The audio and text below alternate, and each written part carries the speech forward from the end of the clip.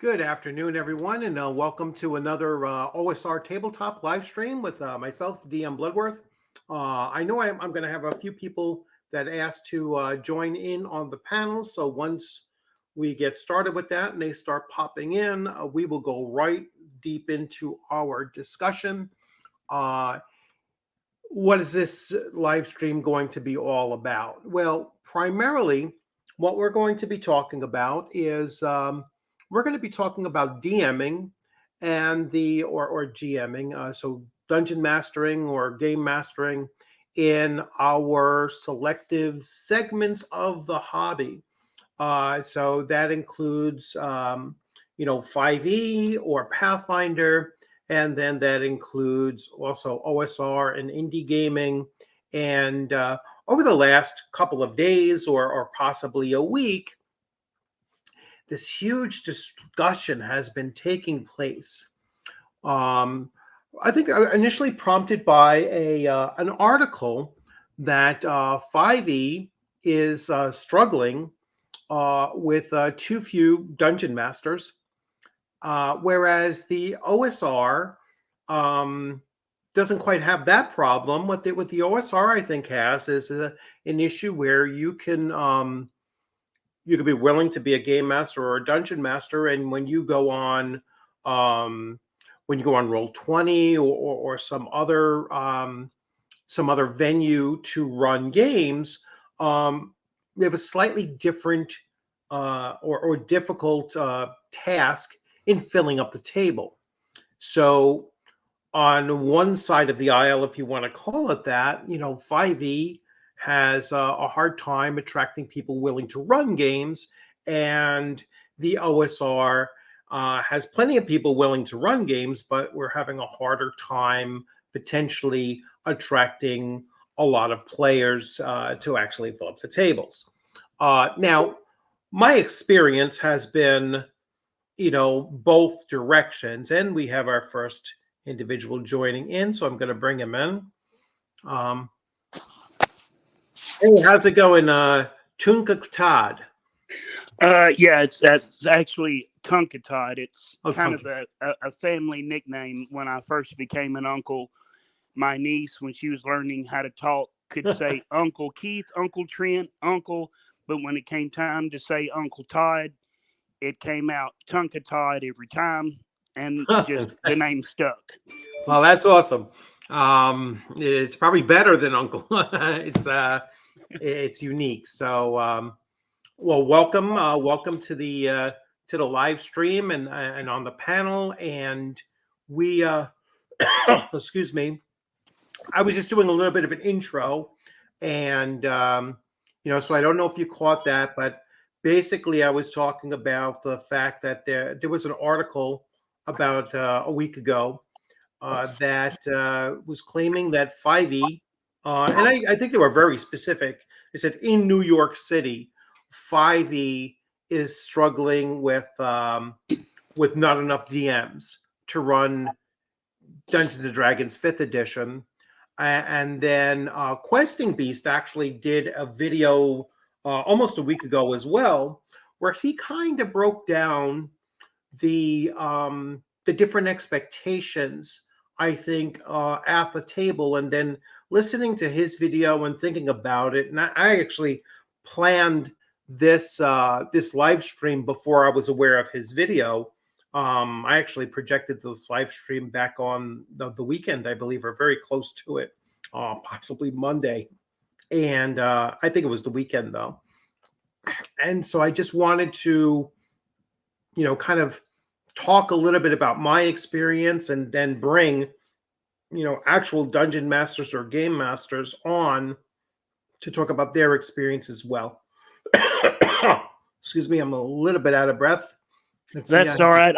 It sounds like you're getting over the flu that I've been I got over about a week ago, and I'm still hacking and coughing, so I understand. Yeah, I had a sinus infection that went right into COVID, that went into, a something. I don't know what it is now. But anyway, I will leave the floor to you for a bit while I try to, catch my breath And so, what is your take on the issue, or the potential issue of not enough DMs or not enough players? Well, I can understand why the like knee jerk reaction would be, well, it's because of Matt Mercer, it's because of Dimension 20, and I cannot remember that DM's name to save my life. Hmm. I enjoy watching their stuff, but I cannot remember his name. Anyway, I can understand how, the younger generation and people today could maybe be a little bit intimidated when that's kind of put up as this is a DM or a GM, right? I Hmm. understand that. But that's not really the key issue, because if you'll remember, because I'm a fellow old man, I remember back in the late 80s through the 90s, there was a huge shortage of DMs in the game. Hmm. And there was a lot of players, but nobody wanted to DM. And I think that kind of went to more rules were starting to be applied in second Hmm. edition, and with third edition right around the corner, the system got a little bit more crunchy, and it intimidated people from wanting to even attempt, and which is valid, right? I mean, if somebody hands you a thick book and says you have to read this before you can run a game, well, that's going to turn a lot of people off, right? Because it's easier to play, they think, than to run. But the beauty of D&D is, and I kind of harken back to the older editions like OD&D and first edition and basic, and kind of hold them up as examples, that if modern kids want to DM, I would highly advise them to look at the older editions and use those to wet their feet. There's less Hmm. rules, and they can really understand the base core mechanics of being a DM, of building an adventure, building a world, how to do little different things, because in those older editions it was much easier to do. Right. Well, perhaps with the exception of AD&D First Edition, which it still had a lot of rules, but back then we were very much aware to leave rules that were a little bit too cumbersome. And I don't use that word by accident. Um, to leave certain rules out. So I'm of course referring to encumbrance, like many of us, and I still to this day don't really use the exact encumbrance rule. I just kind of default on, common sense. If there's a 500-pound statue, I'm basically telling the party you're not able to carry that. That's why they travel with a cart. It's you're not able to carry that. It's going to take a few of you to carry it. Unless you have the two fighters with 18 plus strength, to do most of that lifting for them. But it's, I don't go down to, counting out the, down to the ounce what everybody is able to carry. It's kind of just a common sense call. And I think that's one of the things that I think the questing beast, Ben, could have done a little bit better in his video, is to explain the difference between complex rule systems and, he said, simple. I would have actually called it like a rules light and heavier on rulings, where and that I think is the real divide, is the difference between having rules for virtually everything and then having rulings for virtually everything. And I think that is actually the great divide between the modern gamer and old school gamers. And I would have to agree with that 100%. And I can understand the want and need for rules, but to make rulings from my point of view is just a lot easier. And I agree with what you said about, like first edition. There is quite a lot of crunchy bits. You have to get Mhm. into weapon speeds and encumbrance, and then there's trying to explain THACO to the newer generation that they, as soon as they hear THACO, their brains explode. And which is understandable because that's not the D&D that they grew up playing or that they Right. knew about, right? So that's completely understandable. But that's when you can go in and say, okay, we're not going to worry about weapon speed. We're not going to worry so much about encumbrance. We're just going to use a little bit of common sense. Mhm. And then being able to say, well, can I lift this gate? Well, okay, yeah, sure. And at my table, it would be, uh, do you have a 13 or higher strength? Okay. Roll 4d6, roll a d4, subtract. Is it under your stat? Great, you lifted the gate, or you Right. bent the bar, or you did whatever.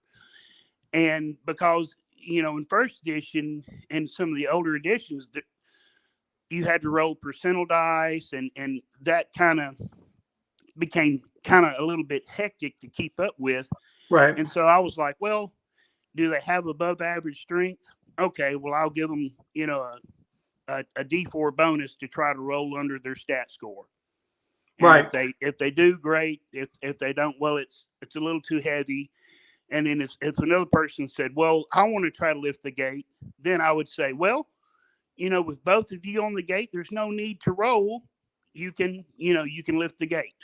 Exactly. I mean, and that's, I'm glad you made that point because that was something I was going to say, that I think we old school dungeon masters, game masters, um, we have kind of moved away, and this might be also a more recent thing too amongst us, where we've kind of moved away from making those obvious roles. Like it's, if there's like no chance of a if there's no chance of a failure, or or a phenomenal success, or very little, or it's not really an interesting thing that we want to spend too much time on, we just wave the hand, say, hey, the three of us are going to try to lift this gate. All right, you lift the gate. There was no necessity for a roll. um not Well, unless not unless, and I've often done this. I was like, listen, just you know, don't roll a one, on a d20. Don't roll a one, and you'll be good to go. And if they did roll the one, then I would come up with some kind of a complication caused by that rolling of a one, or if they rolled a 20, then I would give some kind of an advantage or whatever.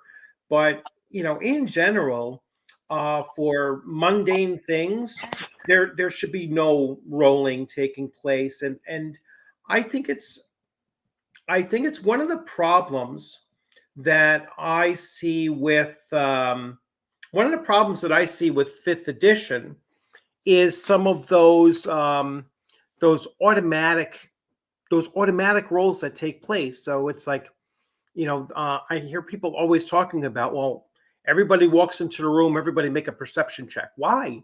Wait until they actually say something that might require a perception check, rather than having everybody just bust out and start rolling die, or allowing them to roll perception when they don't actually role play something in order to feed them information. um so I think that, again, that falls on the line of just different play styles between the two.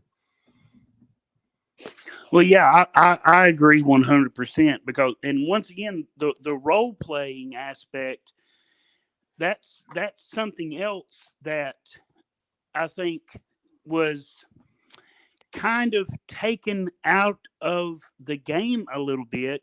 And I Hmm. would even argue with second edition on, And I've played second edition. I played third, 3.5. I even played fourth. I know that makes me, a bad person, but I played fourth and I've played fifth. And I like the mechanics of fifth edition, the fact that it's simplified, it's streamlined. You can pick up and play pretty easily, right? Because everything's a D20 mechanic. But all of that has taken it's all about rolling a dice and not necessarily about role playing, because once again I go back to Mulvey and even Holmes and Beckme, and even first edition, where it's the DM, they would say, okay, well, I want to check out the room, and the DM's immediate question is, okay, well, what are you doing to look at the room? Describe to me what you're doing. And I know a lot of the older players that turned into saying, well, I Greyhawk the room, right? We're going to Greyhawk this. And that was just kind of a shorthand way of saying, well, I'm looking under the desk for buttons. I'm pulling on wall sconces. I'm going through pulling books, seeing if I can trigger a secret door. And to me, when the players, because that's actually giving players agency to say, okay, well, this is what I'm doing, because you, the DM, know, okay, well, this wall sconce triggers the secret door, or pulling out this book will disarm this trap, in another part of the room, or, something like that. So when the player then says, well, I want to check the room. Okay, well, what are you doing? Well, I'm going to the bookshelf and I'm going to start pulling books. And then as the DM, you go, okay, because there's a chance that maybe they stop pulling before they get to that book. So you say, okay, well, roll, make a roll. And then as a DM, you're saying, okay, well, he's over there by the book, so I'm going to give him a +3 on the roll. Right. Now, the player doesn't know about that. Right. And even though player agency is important, DM agency is also equally as important. Because and again, another great DM, comment. Yep. As a DM, you're coming up in your mind with these additional modifiers because of the actions of the player. And if the player doesn't know those modifiers, then they're in the dark. It's like fighting a monster and not knowing the monster's AC or hit points. That's part of the fun of the player. Yeah. Yeah. I mean, the point on, DM agency, or, game master agency. I think that one of the things that comes with, with being an old school DM, is that we're comfortable with, possibly more comfortable with making those changes, and just making those rulings on the fly without typically even getting questioned by it. So I mean, I occasionally get surprised at how quickly my player group will say, hey, it's the DM's choice, let's just keep on rolling, and that's basically it. Because we've had occasional, I run an AD&D first edition campaign for almost a year and a half now, with 8 players, and my players range a little bit older, but they're still running between, I'd say, my youngest player is probably in late 30s, and the oldest is probably in his 60s. All right. And the rest of us fall kind of in between. So like high 40s, low 50s, myself being at 55. So anyway, and anytime we've come across these things, we don't do the rules lawyering. Like, we don't jump into the books and start tearing apart the books and everything. It's just they will turn to me and say, how's this going to go? And I'll say it right then and there. This is how it's going. Okay, the DM said it, and we move forward. And very, very little delay. And those things don't come up very often because, quite honestly, my players are very experienced. They've been playing for, 30 plus years in most cases. So it is a very smooth process for us, having done it for so many years, as opposed to someone new coming into a game system that that they know is on the spotlight. And maybe that's another thing we can bring up, the fact that there might be this expectation for running 5e that doesn't exist for running OSR games. So I'd like to get into that and that kind of a discussion as well. Well, that is a very valid point, and I would say the reason for that, and the reason for that mindset, because I mean that's really what we're talking about is the mindset of us older folk, that grew up playing in the 70s and 80s, and the mindset of those third edition on, because I think that's kind of where the divide kind of started happening, because like I said, third edition was incredibly crunchy, with Yeah. rules. And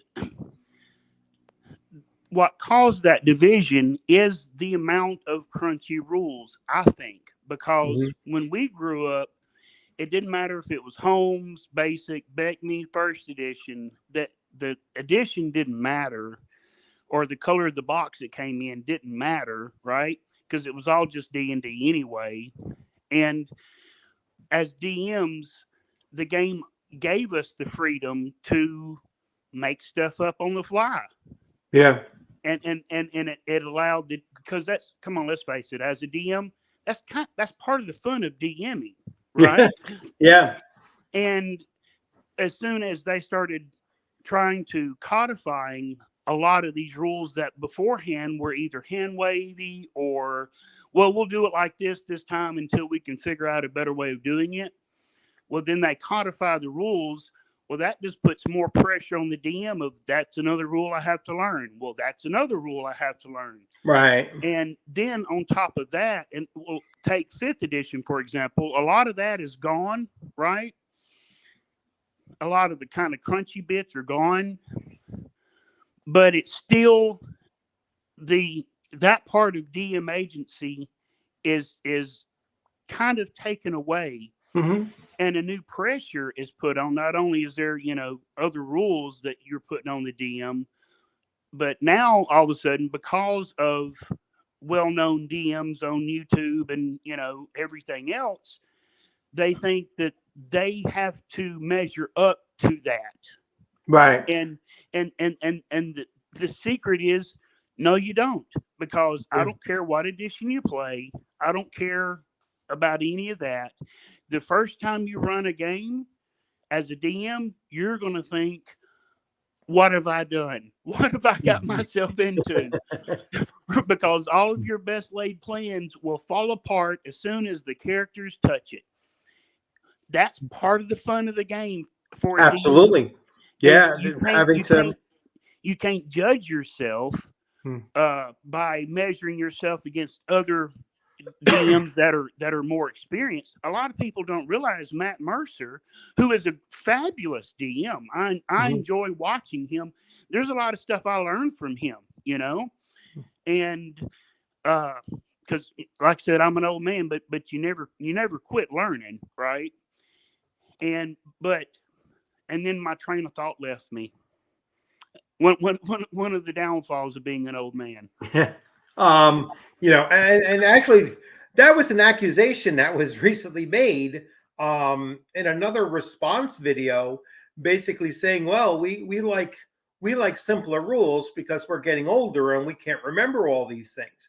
It's like, it's not that we're not remembering all these rules.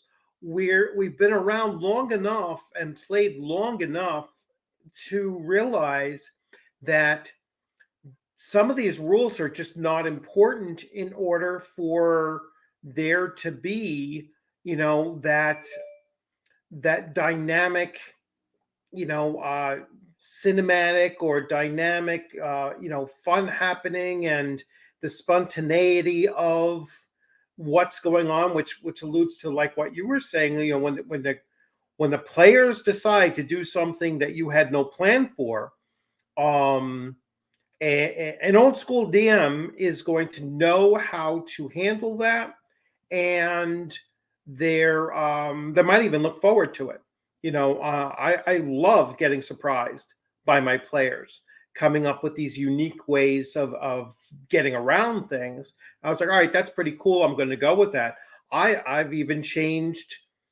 I even changed, you know, encounters completely based on, you know, a decision that they made that I did not anticipate. And so it's something that I think, and I know a comment came on earlier where it said that 5e really doesn't give the DM very many resources on how to DM. All right. And you know, the DM's guide doesn't give as much advice as it does, well, these are various rules, you know, and having just one sentence or something like you know, the DM decides, or something along those lines, you know, doesn't go far enough, I think, to encourage people to, if they are DMing, to number one, keep the system fairly simple until they get the hang of running a game. And then number two, ultimately make your rulings that are, you know, that are going to advance the interaction at the table. You know, that's the primary thing. And you know, very few people actually, I think, talk about that as being the goal, is the interaction at the table. Right. And one of the things that disappeared around second edition, and honestly, if you can tell me why this was taken out of the game, I'll give you $10 because it is a simple mechanic, and it's one of the few mechanics in the game that allowed for a little bit of surprise for the DM, and that was the reaction rolls. Because once again, you know, in older editions, if you were in a dungeon or a castle or exploring and you came across a goblin, an ogre, or, you know, whatever, the DM would make a reaction roll to find out kind of what role play wise is driving this person. Are they aggressive, or do they would they rather parlay? You know, is there a chance that they may want to team up with the party because, you know, there's more of them than there is of him, and he can, hey, I've already been this way, I know what's down here, you know, and you know what I'm saying, and Yeah. that mechanic was taken out, Yeah. and that mechanic alone creates interaction at the table. Mhm. You know, because that allows the players then to kind of huddle up and go, okay, well, the ogre is not attacking us, he's trying to talk to us. Right. You know what do you guys think? Yeah. You know, Yeah, no, you're exactly right. I mean, there's times when um the interaction is going to improve by not using a rule. And just letting things kind of free flow and go that way. Viatis, I hope I said your name right. You know, he puts in this comment at the very end, actually, where, you know, this sudden explosion of new players in 5e for the rules to be followed to the T. Yeah, I think it comes down to you know, one major difference of the character sheet is, and I think that this is the, you know, this is the flaw with 5e that I often point to, and that's the action economy. There are too many multiple actions that a character can do in a single round, and you know, even though individually they might not be that complex, but when you have to think about, well, I'm going to, you know, I'm going to look at my character sheet and what am I going to do next? But if that fails, now I have this, background skill that I might throw in. And if that still doesn't lead to an achievement, I'm going to look at, this feature that I have. All right. Well, that still failed. So now I can do this. Oh, I get a second win. So now I can go, and it just becomes such a complex thing when, so when people say that 5e is simplified, I really don't see it. I do not see how 5e is simplified unless you strip away all of those multiple layers off of the character sheet. I think that there is too much there, and that is what is going to intimidate a new DM, especially since, and to Theodos's comment here, those players will bust out the rule book and and start arguing over the rules at the table, before they get to move on, because the immersion sense isn't really that important there, if you're going to be spouting off rules from a book at that time. Right. And there's also a flip side to that. There's another side to that coin for the DM. Not only is it, well, what kind of monsters or what kind of challenges can I throw at my party that they're not just going to be able to easily overcome, or, rules lawyer me to death. But on the DM side of the screen, look at how the monsters are laid out. You have special abilities that you have to roll to see if this power recharges this turn. Monsters have special attacks, and that's, once again, that's a lot to put on a DM. And I go back to kind of the old school thought of, well, the monster has this many attacks. Okay, well, if I'm going to give him a special power, then it's going to be something simple that I can, that I can control and understand. And when that power is taken out of the DM's hands, and also knowing that players are able to one-shot kill at higher levels a lot of what would be traditionally more difficult monsters to face, well, that, and then on top of that, the added pressure of, well, Matt Mercer and the guy from Dimension 20, who I still can't remember his name, and I feel bad because he's a great DM, but their players are always laughing, and he's entertaining them, and that's not really the job of the DM.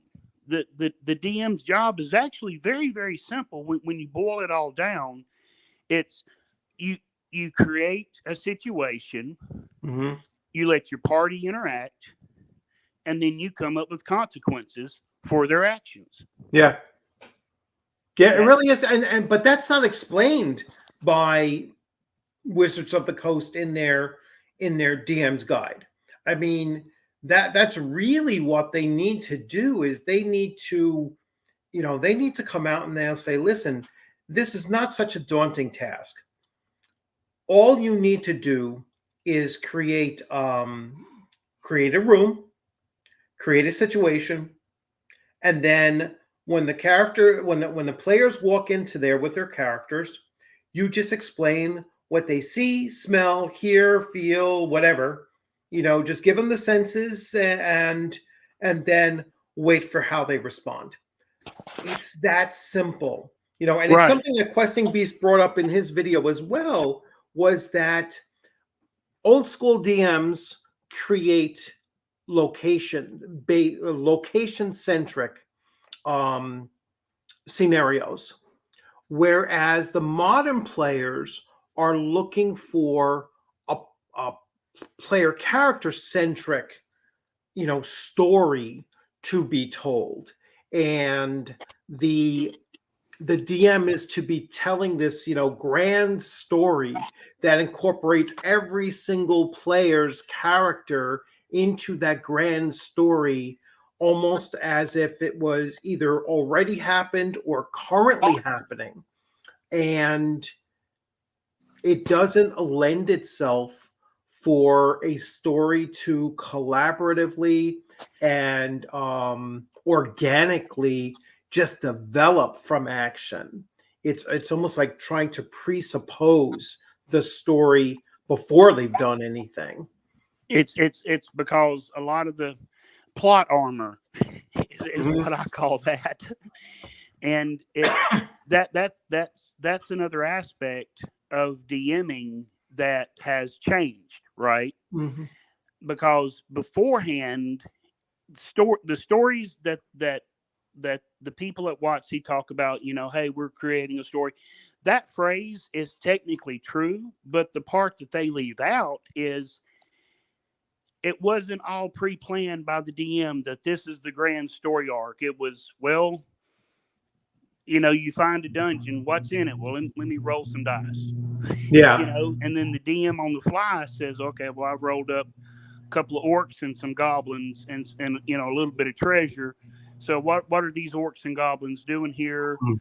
Well, the orcs obviously are bullying the goblins, and they're sending the goblins out to raid uh, caravans in the Right. area, or they're using them to tunnel because the orcs have learned of some kind of artifact that's supposed to be here, right? Or Right. something simple and tropey like that. Yeah. And then And the players get introduced, and now it's the players' actions that further that story. right.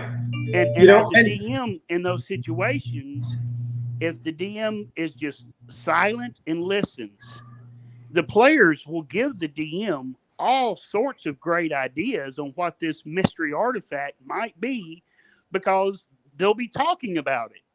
And what do you think this artifact does? Well, if these ogres are after it, then it must be, you know, a ray of whatever, or it must be a wand of whatever, or and you as the DM are just sitting back there scribbling, going, "Yep, keep talking. These are all great ideas." yeah. And then when that situation is over, the players created the story. It's not on your player sheet. Right. It's not on your character sheet. The DM didn't write out this grand arc. It was all fueled and pushed forward by the players' actions, and that little aspect of the game, once again, has, much like the reaction roll, has been taken away.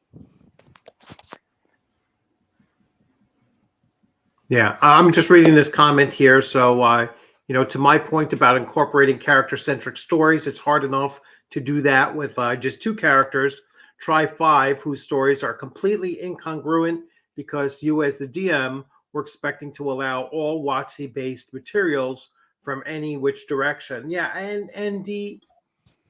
mean,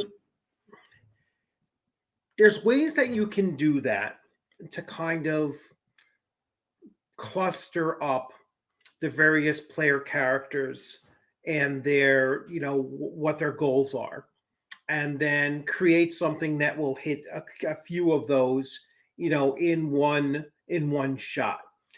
So my players, they've all decided that they are going to there's a druid in the group, and her next language slot she's using to learn avian because she tends to go in bird form, and she will fly out and scout out the region, and then when she comes back she has to transform back um into her half elven form. And the other players, then she could relay the information to the other players. But she says, you know what? The next player character that has an open slot to learn a language, let them learn avian as well. That way, when I return, I don't have to change form, and recast that spell again. That I can just relate it to him, and then he can then translate it, to the rest of the party that way.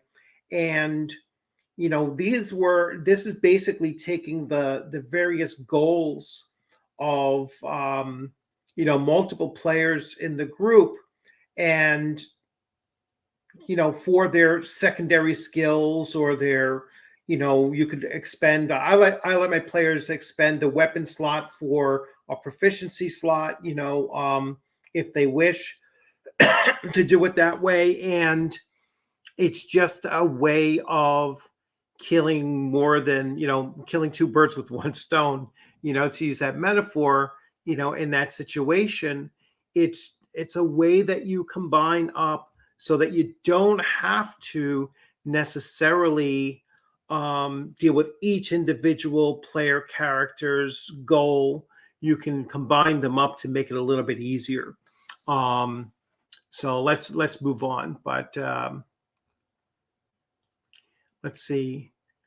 To me, a lot of the old school play is more sandbox, and in order for a sandbox to work, the players have to act and push the narrative of the world, making a character-centric style of game. Yes, and or just a collaborative. I'd prefer to use a collaborative centric, because as they're pushing the narrative through their actions, they're impacting the world. The world is going to give them either a positive or negative feedback on what they're doing. And the world is also going to move forward from their interaction. That's why I spoke earlier about it's about creating interaction at the table. So what do you think about that, Todd? Well, it's the more I think about it, let's rewind the clock a little bit to the 80s and a little bit into the 90s. The quote problem at the gaming table was everybody wanted to be Strider, right? Everybody wanted to be the dark, brooding loner, off the edge lord off in the corner. Mm-hmm. And you've got to talk me into hanging out with you guys to go on this adventure, right? That was kind of the thing to do, right? Right. And it caused a lot of headaches for a lot of DMs. I was one of them, And but now that problem still exists, but they're not all wanting to be edgelords. They're all wanting to come out of the gates as superheroes, and 5th edition is geared toward that type of play. Yes. Right? It's Lord of the Rings on steroids. Right? Yeah. And which is great, if that's your bag, awesome. But not every character can be destined for greatness because of something in their 12-page backstory. Right. And I would argue backstory is something that is created organically through role play. It's not something you roll up, because once again, I go back to the older way of thinking with the older editions. Take DCC, for example. You don't start out as a warrior or a cleric, and you're not the most gifted magical person in the village or whatever. You're a farmer. You're a rat killer. You're just an average schmuck Joe Blow. And then through your actions, you become something, and then organically a destiny can develop. Right. And because that goes back to that's how those games were set up, which is totally different from kind of the central chassis of how characters are in these newer editions. And can you play 5th edition a little old school way? Yeah, but it takes a lot of stripping away from Yes, the game exactly to do that. And that's why I say people that want to DM, go ahead and find Mulvey Basic. Yeah. Go ahead and get the PDF for that, or get the PDF for BECMI, Basic Expert Master Immortal. But I would really push Mulvey, because, man, that is so simple to pick up and go, okay, and use that to wet your feet, because those simpler editions that gave DM agency, where they gave DMs agency, that is how you'll hone your skills. And because everything is incredibly simple, and there's no player plot armor because of backstory, right? That allows the DM to grow. And I think the way the fifth edition is set up, it almost stunts the growth of DMs trying to be creative themselves. Yeah. Yeah, I know. I know. Recently, I had put a comment somewhere where I said, if I were to run 5e, I would eliminate a lot of the things that just make the game too easy, in my opinion. And the six or so times that I've played it as a player, the best games were the ones that, the best game sessions that were the ones where the DM stripped out death saves and short rests and everything. And when I mentioned this, I says, if I were to run it, I would take out short rests. I mean, to me, it just doesn't make any sense. And the person responded by saying, if you remove short rests, there are so many features that are tied to the necessity of a short rest that you break the game. And then I was like, well, then I would remove those features. I was like, I would just keep on removing until, I had something that I'd be willing to run. And, getting back to the central theme of this was that 5e is having a DM shortage. Part of that is um, the player base is too demanding of all of these different layers of complexity, all of these different character classes, and well, what is there, like 48 subclasses, and there's like 30 something races or something ridiculous like that. It's like there's just too much. Well, There's too much. it's like second edition Splat books all Yeah. over again. Yeah, but second edition Splat books, you knew that the Splat books were all supplementary. They were all optional, like 100% optional. Here, tell somebody that a tiefling is an optional race, or tell them that a bard is an optional race. They would lose their minds over it. Right. And the reason for that is WotC, and I'm not trying to downplay fifth edition. I'm not trying to downplay WotC, but the truth of the matter is WotC, through their actions, have created this situation. Yep. Because more power has been given to the player, and that power came from the DM side of the screen. Yeah. And when you take DM agency, pieces of it away to empower the players, well, that makes it harder to DM. And they've taken away a core philosophy of D&D that's really been there since the three brown books, which is, this is your game. You get to form this world. You get to come up with rulings, on the fly. That's you. Whereas the modern take is, this is our game, and if you're going to play it, here are the rules you have to follow. And we're gonna print a bunch of other books, and you can allow these books to be used at your table or not. But if you really want to keep your players happy, we would recommend you go ahead and accept this as canon at your table. Yeah. Well, that's taking choice away from the DM. Yeah. And so nobody's going to want to DM when that's the case. If it can't be their game, then why do it?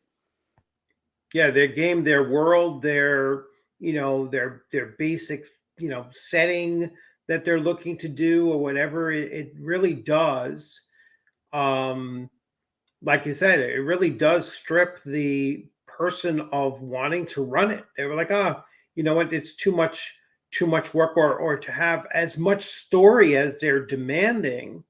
Then it's too much that has to be prepped for, and and then you got to sit there and worry about the rules lawyering that might take place at the table. So you're tense there and have to worry about covering all the rules at the same time. Up, we got another person joining. So we have Wolfpack 6. Hey, how's it going?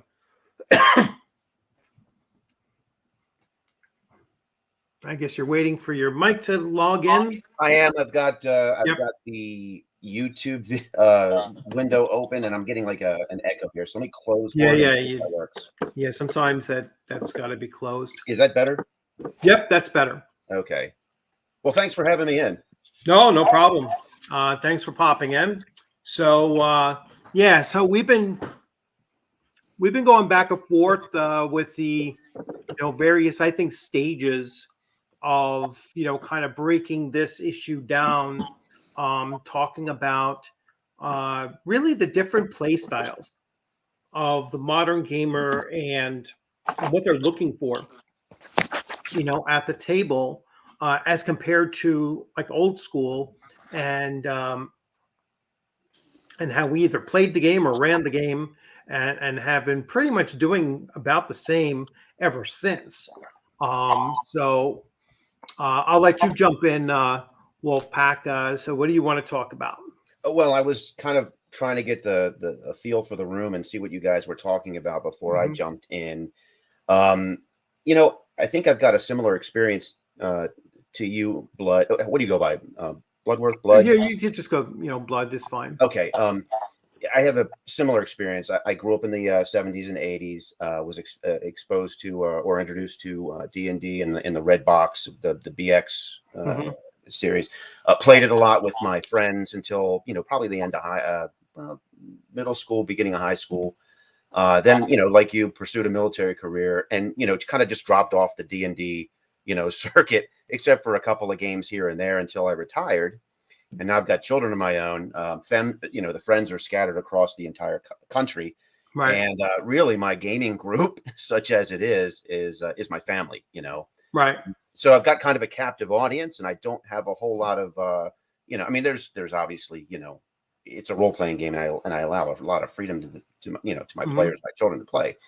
But I've already kind of shaped the expectations for them just by, I've showed them the old rules. I've showed them the new rules. Didn't really have a whole lot of experience with like anywhere between 3rd and 5th edition until I got back into it. And then I read the books.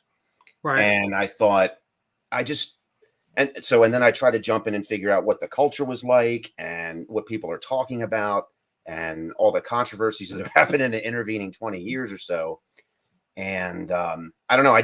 I personally don't see a lot of the trouble. The title of your live stream today is the trouble, I guess, getting people to DM. And I think that really boils down to I don't see the trouble. I mean, when my friends get together, we just figure out who's going to DM, and that's kind of agreed upon beforehand. So part of that, I guess, assumes that you have a group of people that are interested in doing it in the first place. Right. And then who wants to take the lead? Because it's harder. It's not it depends on the personalities that are involved. DMing is, I think, a whole lot harder than playing in terms of the preparation for the game. And you have to be the one that's the rules and such. I find it very enjoyable because I like to create the world and set the conditions and then kind of just see what they're going to do. But not everybody wants to do that. So I don't know. I mean, it's a problem, I guess, with some people, but I haven't experienced that problem yet. So I guess I'd be interested in who's the other gentleman here? Todd. Todd. So Todd, I mean, like, have you experienced issues finding a DM or being a DM for other players? Actually, it's not myself, because I'm in my 50s, and the people that I play with are, around my age. And so we've all DM'd at some point, but we all kind of learned how to DM through, the Magenta box set, the Molve, through Beck Me the Red box set. Right. And, through 1st edition, where it was, the DM had a little bit of power to make the game their own. right? So you had more freedom, and so there was a little bit less stress there. The problem that WotC's having and D&D is having, and it's very much like, I'm sure you remember back the 80s up into the 90s, there were more players than DMs. People wanted to play but didn't want to DM. Sure. Well, this is kind of that 2.0, where it's people don't want to DM, not because it's more fun playing, but because they're scared to DM. The world has kind of changed a little bit with as far as the players, and it puts a lot of pressure on the DM, and a lot of the players that maybe in the back of their minds think, well, I wouldn't mind DMing, but here's a list of reasons why I'm not going to. And it's kind of put a crunch a little bit on the hobby, where DMs are, especially for the younger generations, are at a premium.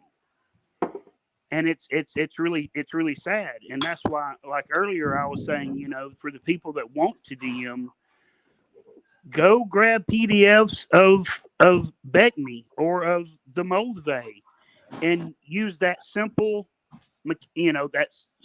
mechanics to wet your feet, to hone your skills as a DM, so that if somebody said, hey, we want to run a 5th edition game, well, you would be comfortable enough to say, okay, yeah, let's do it,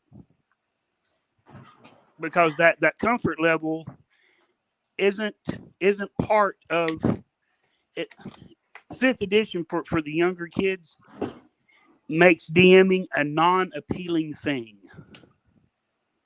Well, I'm gonna have to take your word for it, because again, I haven't really DM'd for 5th edition. I've actually, I've maintained some friends from childhood, and I've played as a player in a 5th edition game. And honestly, he DM'd so well. I mean, I couldn't tell you what game I was playing. I mean, in the sense of, I didn't, I didn't consciously think, oh, I'm playing 5th edition now, I have to do X.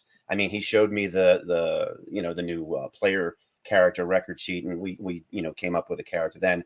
And he basically just said, okay, if you want to do this, this is what the statistic is that does that. And I'm like, oh, okay, fine. And the style that we play, and maybe it comes down to that too, is he would describe. I mean, this is basics, right? He describes the situation, and then you just tell him, okay, well, this is how I want to resolve it. And then and then the DM then kind of just in his head, tells you how to go about doing that. And I mean, I don't know. I guess I don't mean to be oversimplifying. A lot of it, I guess, comes down to the personality of the DM, and what they're comfortable doing. How many balls they're willing to juggle. Right. Out of curiosity, about how old was that DM that took you through 5th edition? He's a year older, so I'm 51. He's 52.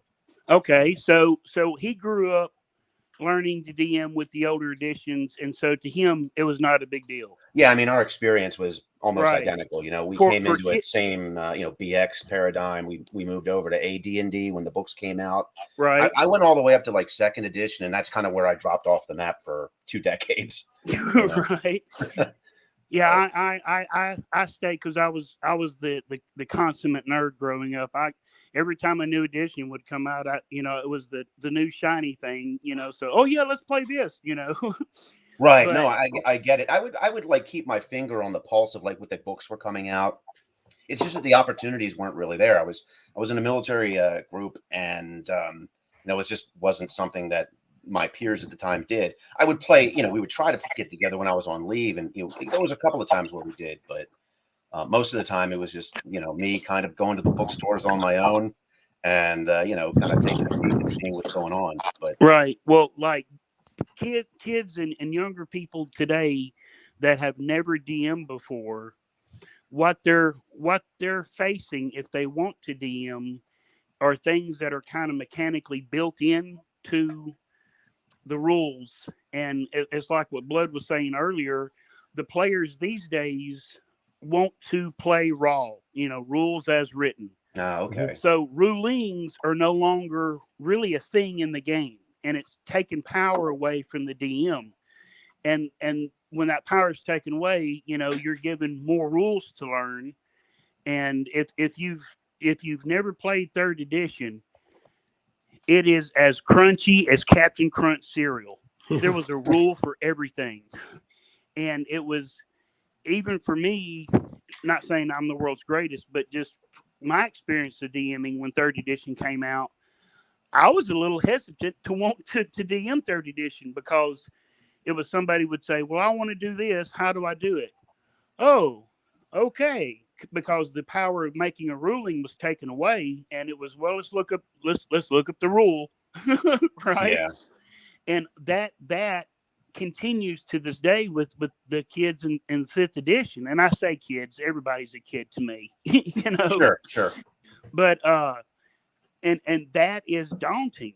And players, the way the game is kind of set up is, you come out of the gate, basically a superhero, which is great, because you've got Lord of the Rings, you've got that kind of reflects the culture of the times, right? With like I said, Lord of the Rings and other Marvel and other superhero stuff. Oh, absolutely. I mean, the culture's definitely changed in the intervening, 30 years. Right. And so players, get into backstories, because they go to YouTube and they hear about, they watch Critical Role, which is, watch Matt Mercer if you're a DM, because you will actually pick up a lot of cool tricks and a lot of cool things. Watch other DMs, period. But because you can learn from anybody, right? Right. But a lot of the players, though, on those shows have a little bit of plot armor built into their character. And so it's almost as if when the player dies, or when the character dies, there is so much work to put in to make a new character that WotC had to install a little bit of plot armor devices to keep characters alive longer. Thus the death saves and things like that. Yeah. Okay. Which is great. If that's what the kids want to play, I say, hey, welcome to the hobby. Let's do it, right? Because it's all about having fun at the end of the day, right? And if that's absolutely. if that's their recipe for fun, I say embrace it, go for it, right? Cheer them on. But for the kids that want to DM, though, man, that's a lot to take on. Especially going in knowing you have no agency as a DM, not like you used to. And so that's why earlier I was saying, hey, grab a PDF of BX, Moldvay, go grab a PDF of Beckney, and get your feet wet with a simple rule system to take some pressure off of yourself, and know that your first few times of being a DM is going to go horribly, because you're not going to be prepared yet of contact with the players. Right? Yeah. Well, we kind of came up in a different era, though, but that being said, I mean, if you take a look at like AD&D first edition, I mean, the rules in that, if you were to play everything, I saw a flow chart one time that somebody did of a PDF of an actual, if you followed every single rule in an encounter that included combat, it was like, I don't know, 50 steps or something. It was something crazy. And, we kind of, I don't know if it's, that's actually, technically accurate, but the point is, there were so many rules back then and we were conscious of them.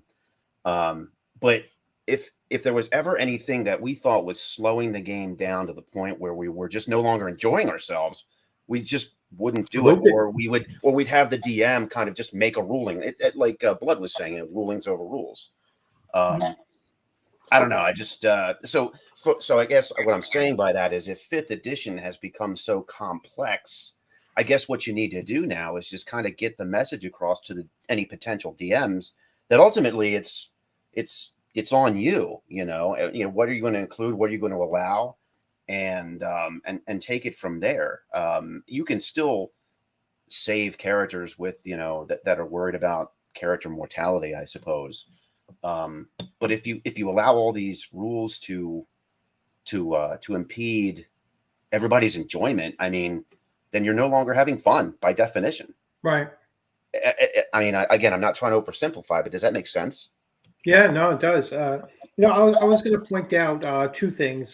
First, the comment on there, but what you just brought up.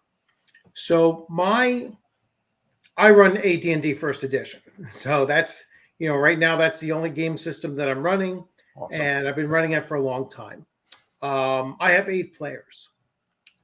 The longest combat that they have had was 11 rounds. It was against it was kind of like a demonically possessed wizard. So he had all kinds of spells, and the group, like I said, is a very large group. The group was at the time around 6th, 7th level, somewhere in there. So they had a good number of capabilities to themselves as well. And the entire combat took less than an hour. Which I know there's a very common misconception. Oh, it's like it could take you an hour and a half, 2 hours, whatever. I have 8 players, and an 11-round combat took less than an hour, and fairly high level. When I consider 5, 6 fairly high level, that in particular encounter, still challenging. And they had to make a lot of decisions along that way that really helped from the minions of this demonically possessed wizard coming to life, which they figured out on their own, initially quite by accident, and then they realized, hey, wait, this is actually helping, and so a couple of them actually focused on doing that. And the point is that you don't have to have that kind of complexity that the rule books say.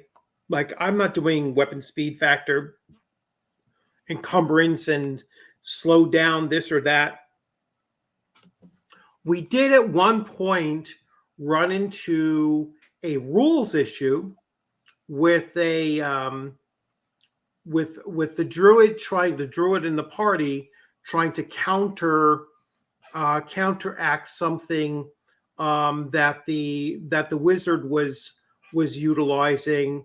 And I was like, that I didn't necessarily think that it applied that way, but that took all of 10 seconds to resolve. Basically I was like, no, I don't think it works that way. Okay, whatever. We move on. I'm going to do this instead. And we went forward with it.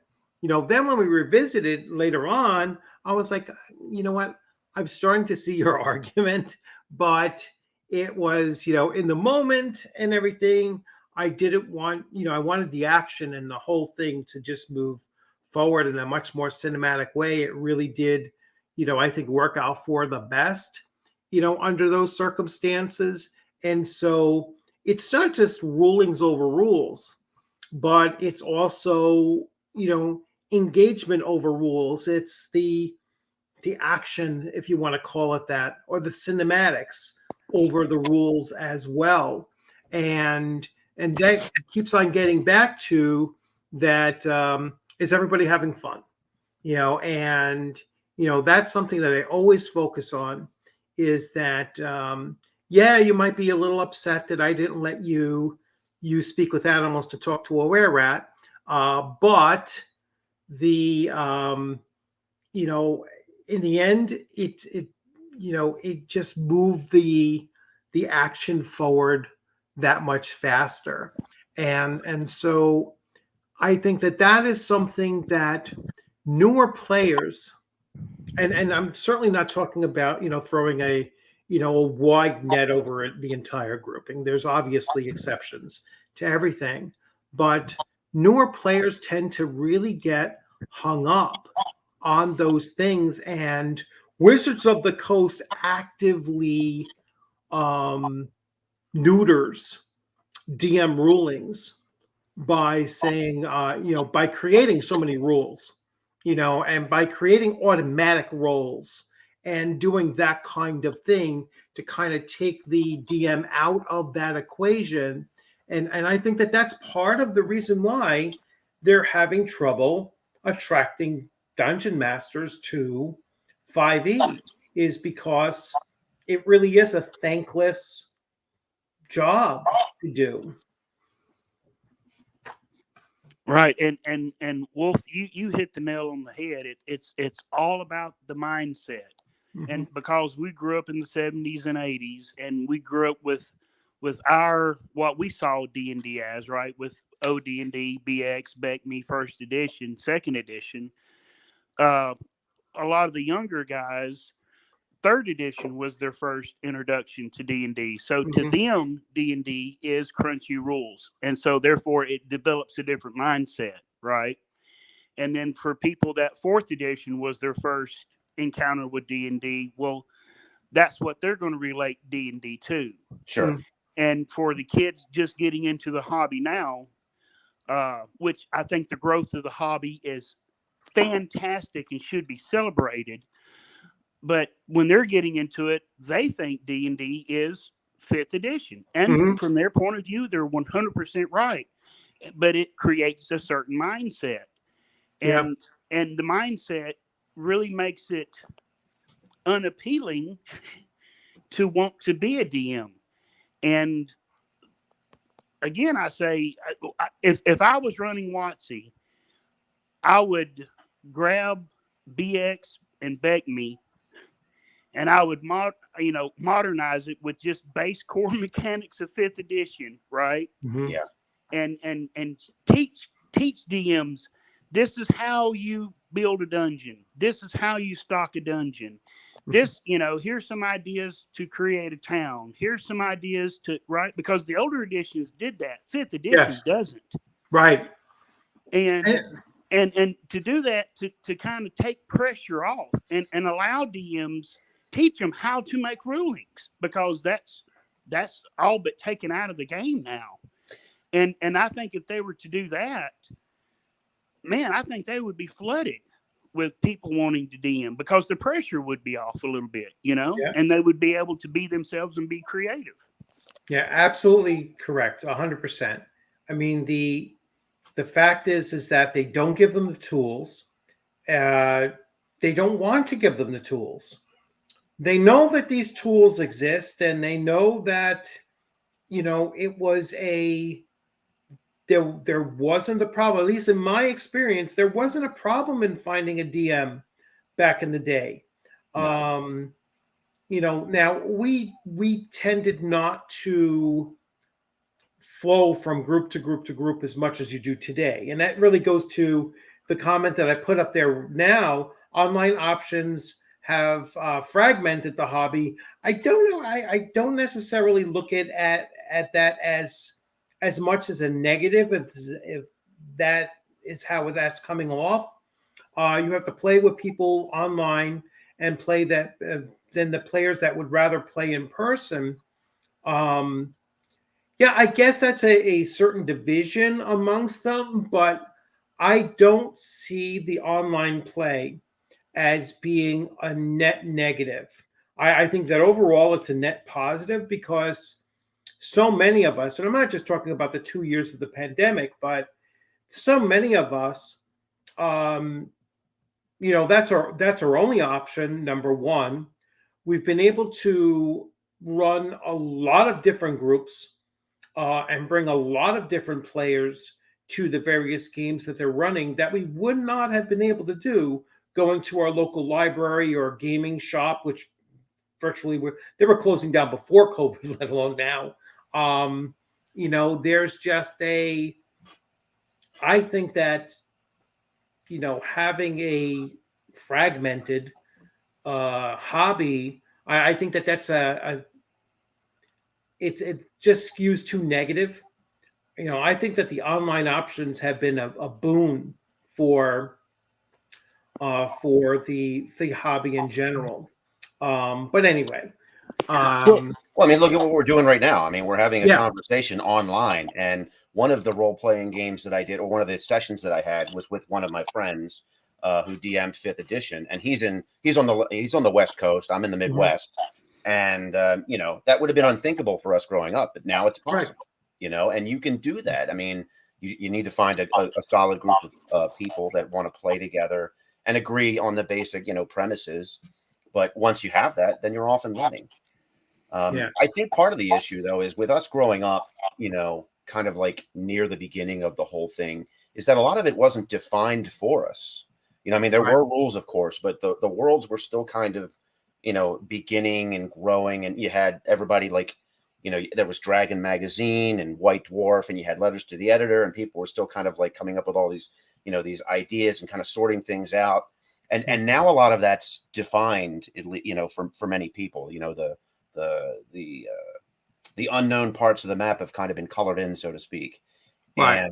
And so now when you have, I guess, a 5th edition, and I don't mean to speak out of ignorance, but if 5th edition is all that bad and you know, it defines everything for you to the point where DMs feel like they don't have any agency, then maybe the answer is show these people that there are other options, you know, like, you know, the earlier editions, or, you know, just realize that you as the DM, I mean, the rules, I mean, it's a book, right? But you don't, it's not the Bible. You don't have to take it as gospel, you know, I mean, you just, there's got to be a certain amount of judgment that you apply as DM. Otherwise, you might as well just play like a computer game. Right. Well, that's basically what 4th and 5th edition of the game is kind of geared toward. And with the new D&D 1 or 1 D&D, I think it's going to be geared more toward online play, which is great because online play allows you to meet with other people, because at the end of the day, D&D is about having fun and making new friends, right? I mean, how many early games can y'all recall that you walked away from the table and you made 4 or 5 new friends that you still keep in touch with today, right? Yeah, no, that's and so that's kind of the core of the game itself, is just getting people together, whether over a table or, you know, online. But the fact that, once again, it's a mindset thing where just saying, well, I don't really want to allow that, that's not even painted as an option. right. I hear what you're saying.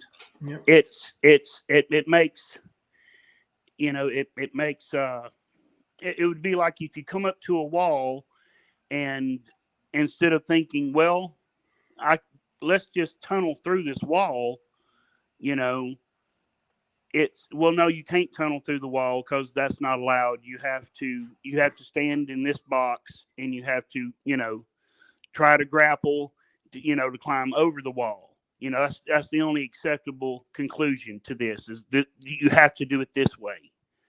And I think that mindset robs players of fun. It robs players of agency, and it robs the DM of their agency, because and once again, I know I'm an old man, but, and I have a different mindset, but that cooperation, that 50-50 sharing of agency, that's what brings and bonds that entire group, DM and players, together, you know, and then that bond builds trust, so that, like in Blood's games and in my games, and I'm sure your games, Wolf, where if something comes up where there's not a rule for it, you go, okay, well, we're just going to do it this way this time until we can figure out something better. Exactly. And everybody automatically says, okay, that's cool. Well, and I also try to, like, when we come to a situation that there's no clear rule for, I say, okay, well, listen, here's what I think, you know, we ought to do in this situation. Do you guys agree? You know, this is what I think would apply. What do you think? And then, you know, 9 times out of 10, everybody's on board with that. Like, yeah, that makes sense. Okay, let's do it this way. And then you just roll the dice and see what numbers come up. I mean, you know, you have to have that flexibility, I think. Otherwise, you know, you're not really playing anything. You're just executing somebody else's plan. Yeah. Right. Exactly. I wanted to jump on this comment that Errant Dragon brought up, and I think it does lend itself to part of the issue as well. So he talks about the XP system in 5e, which is the milestone system basically, makes low-level gaming non-existent. I've heard people say that they go up 2 levels in a fairly, in one session. Um, Wizards of the Coast has come out and said that they're, I guess from their own internal polling and surveys, the average 5th edition campaign lasts 6 sessions. I've heard that their sessions tend to be, at least somewhat shorter than more traditional sessions. So I've heard 2-hour sessions. Um, I myself only run about a 3 to 3.5 hour session myself. Um, Occasionally 4, but not anything beyond that. I just don't have the physical capacity to do that anymore. But I think that could be part of one of the roots to this problem that they're experiencing with the lack of DMs is because if these campaigns and they're really a tough call to call it a campaign, but if these campaigns are only lasting about 6 sessions, then there is no time for the DM to really experience and appreciate world building. There's no continuity even amongst even if they keep the same players, if they're changing their characters up after 6 sessions and going with something completely different, then there's just no long lasting continuity to it. And really it undermines, I think, the game system as a whole, because it's setting up the game system to have no real longevity. And I've actually come out and said it, and I stand by this. 15 years from now, no one will be playing 5e. All right. 15 years from now, some of us will still be playing AD&D First Edition. All right. And the reason being is because the whole culture around 5e is that a push by Wizards of the Coast is not one of longevity. There's no reason to play that game for a long period of time. You're going to keep on switching up your characters. The other thing I hear is a lot of people skip over those lower levels and they start everybody out at 5th level. Well, that's almost the equivalent of starting out everybody at 9th level compared to other editions of Dungeons and Dragons, particularly the older ones. So you're starting off with characters that are very powerful. And how long are you going to sustain that kind of an adventure, that kind of a campaign as well? It's going to be very short-lived, because when the characters are that powerful, it's boring to play characters that are that powerful. Right. The challenge of the game goes away, and once again, it kind of goes back to what we were talking about earlier about when they took the reaction roll out of the game. It kind of skews the game to one way, and it takes away fun for the DM. It takes away fun for the players, because all of a sudden you're not. I mean, we all remember times when a group of 15 goblins would make characters shaking their boots, all the way up to 3rd or 4th level of the older editions we grew up playing. That amount of goblins would make you scared.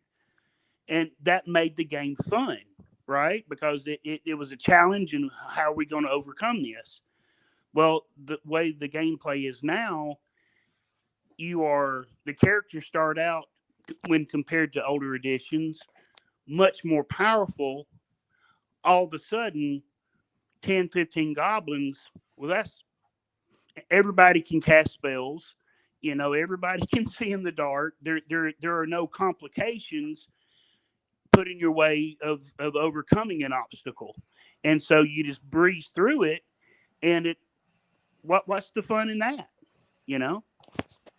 Well, I see a comment here by Errant Dragon. He's saying that there's kind of a misconception that 5e is overpowered, and I really, can't say one way or the other than the few times that I have, I've been in games where the other person has DM'd 5th edition, and I didn't necessarily experience that. I played as a ranger, and I did my sneaking around and my attempt at sniping, but I didn't feel like I was, Aragorn coming out of the gate.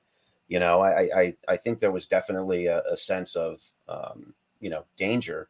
And I think that comes down to how the DM does it. Now, if just in a theoretical sense, if the game, if 5e is that constraining that it removes the DM's agency to the point where nobody really wants to do it, then maybe that's saying something. And maybe people should just look for a different option. Because if nobody wants to DM it, and I don't know if that's the case. I mean, clearly there are some people that want to do it, but if fewer and fewer people want to DM it, then again, maybe that's saying something, and maybe you should encourage, your players to say, hey, why don't we look at a different option, and I know that doesn't fix 5e, but I guess the flow of the conversation seems like it can't be fixed, and I don't agree. But if that's the case, then you're really left with few options. Right. Yeah. Well, I think 5e. Well, I say fixed as kind of using air quotes, a relative term. Right. But because at the end of the day, it's like what you were saying. It's all about the mindset of the players and the DM, right? That's kind of what it all boils down to. Well, and maybe a given group does want to come out of the gate and they want to be superheroes, and and they don't want to wait to develop their characters. They want to be, the knight in shining armor that's undefeatable, or the wizard that can, blast fireballs, immediately.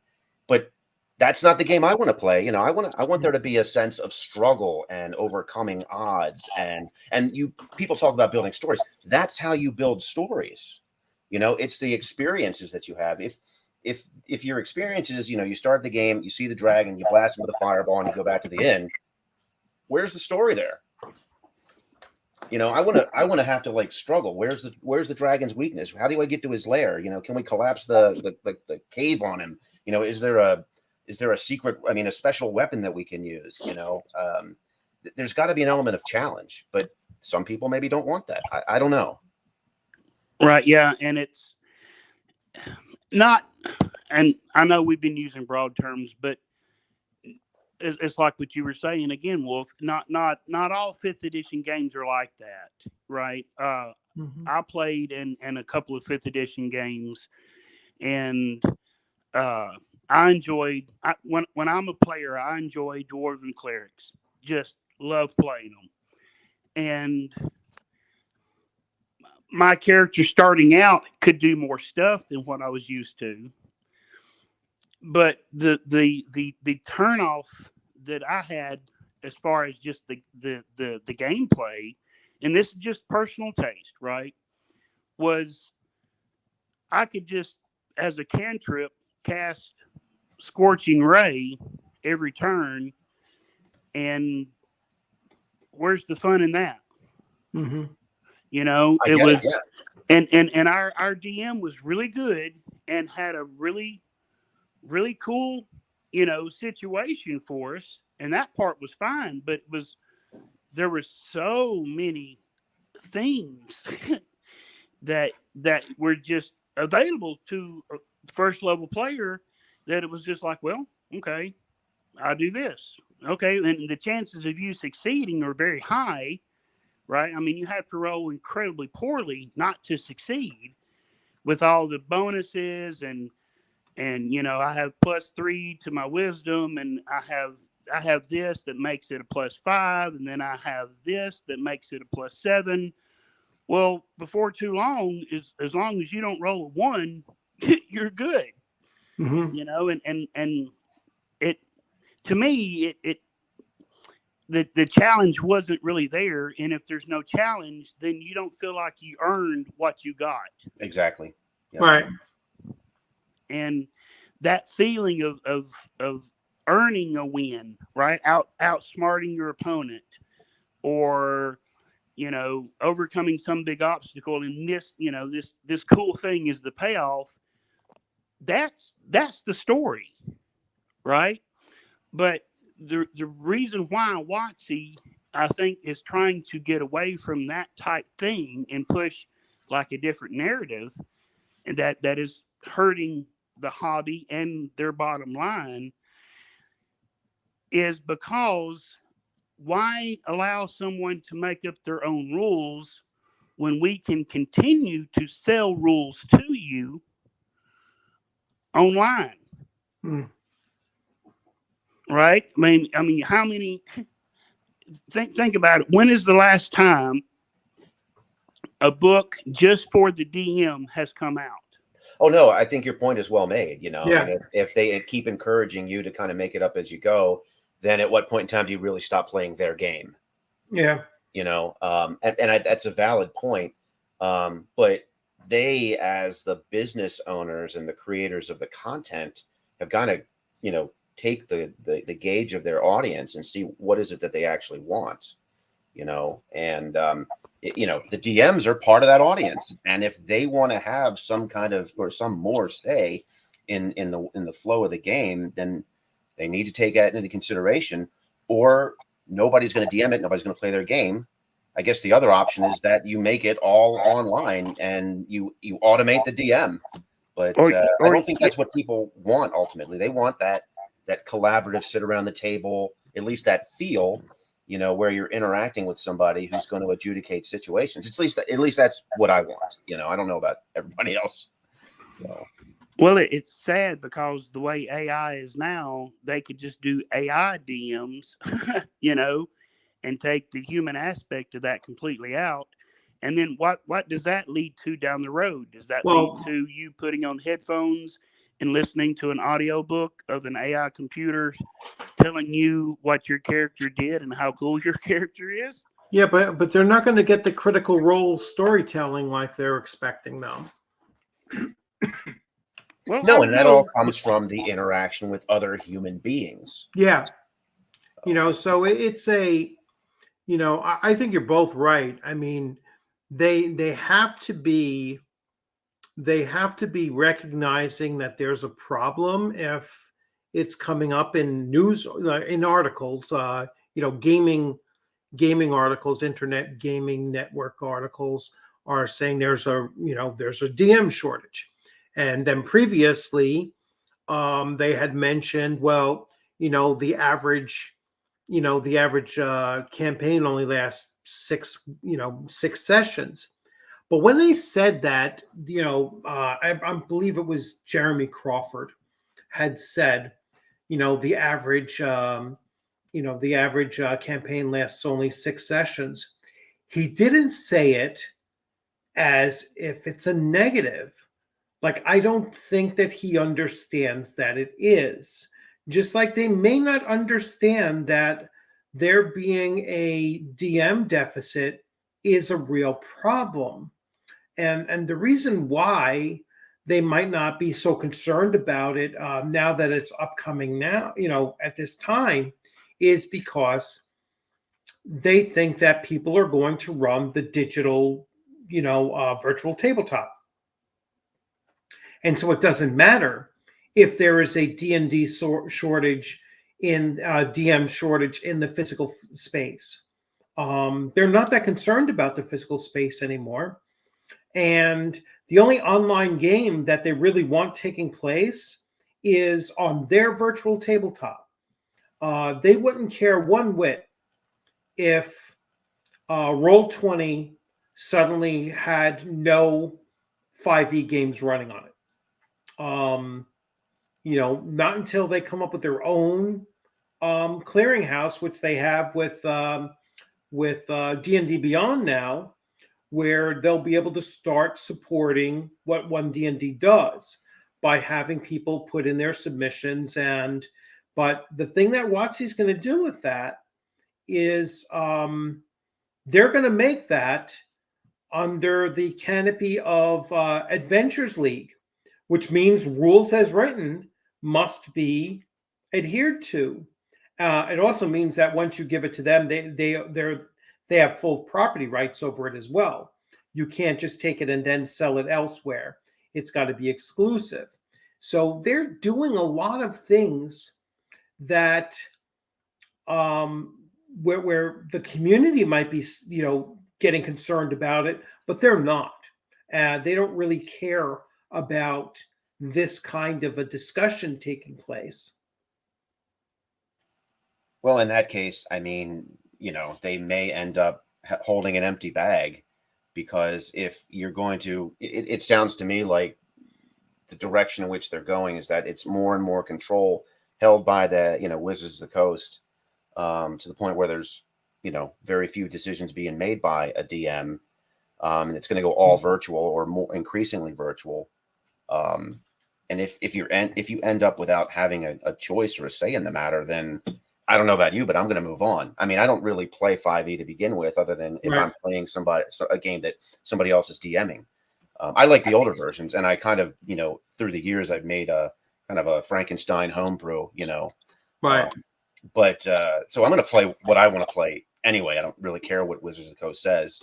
But for the hobby at large, if they're going to keep taking options away, then why would you remain with that? And if they're not going to be responsive to your concerns, yeah, and it's a self-inflicted wound, why yeah, would you continue to patronize them? yeah. Well, they've been saying, like, with their various statements about they don't believe that D&D is monetized enough. They're talking about the trademark, the logo, the product identity, and they've been very upfront with it. They're looking at D&D in 4 separate categories. So already 2/3 of those are no, I'm sorry, not 2/3, 3/4 of those are not associated with the tabletop role playing game. You know what I'm saying? It's the it's the movies, it's the toys, and it's the licensing with other properties. It is not, and then it's the game. And so the game is now 4th on their list of priorities, and so they really don't care about it. And you're right, people are going to move to other things, and I think ultimately, and that's why I was thinking about, well, what are the solutions here? So I I was thinking about this, and I came up. So here's the problem, right? 5e has a DM shortage. I think, in my own opinion, just looking at Roll20 and trying to bring together, groups for running things other than 5e, the OSR has a DM surplus and a player shortage. All right. So how do you resolve this issue? All right. Because we both have, an issue. I think we have less of a player shortage than they have a DM shortage, but there's still, I think it's harder to attract more players to it. So I put up solution 1. All right. The OSR needs to invite more younger players to play the OSR systems. And I've been beating this drum for a little over a year now, saying we have to get out there and run games on Roll20. We have to get out there and talk about the games that we're running on our YouTube channels and across Facebook channels and such, and share.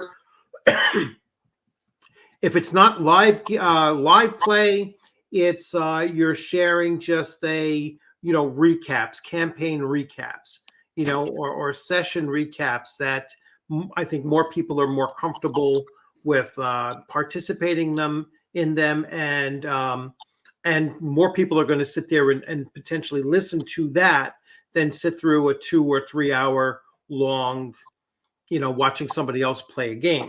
If I had 3 hours to sit watching somebody else play a game, I'd run my own game. So that was my first solution, was that we in the OSR need to attract younger modern players and to the OSR systems. And my experience has been, once they've come on over, I've only had 3 out of probably 30 that went back to 5e. They said, you know what, this is just not for me, and they went back to 5e. All the rest have been like, wow, this is really what I was looking for, or something along those lines, and they stayed. So that's my first solution. And then my second one, which I flashed up there really quick, is that OSR DMs can, offer to run highly modified 5e for 5e players. In other words, simplify it even further. I know some people argue that 5e is already a simple game. It's not that complicated, but I think that if we take some of the OSR sensibilities into the 5e and basically run just core 5e, I'm not talking about anything Tasha's and beyond, running just core 5e, you'll attract more people to want to DM it in that case.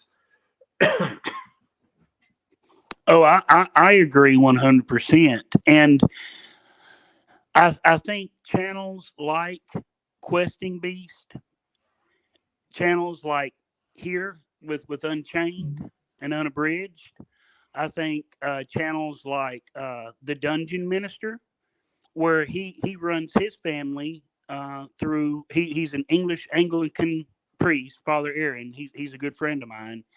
And he gives weekly recaps of the game that he ran his family through.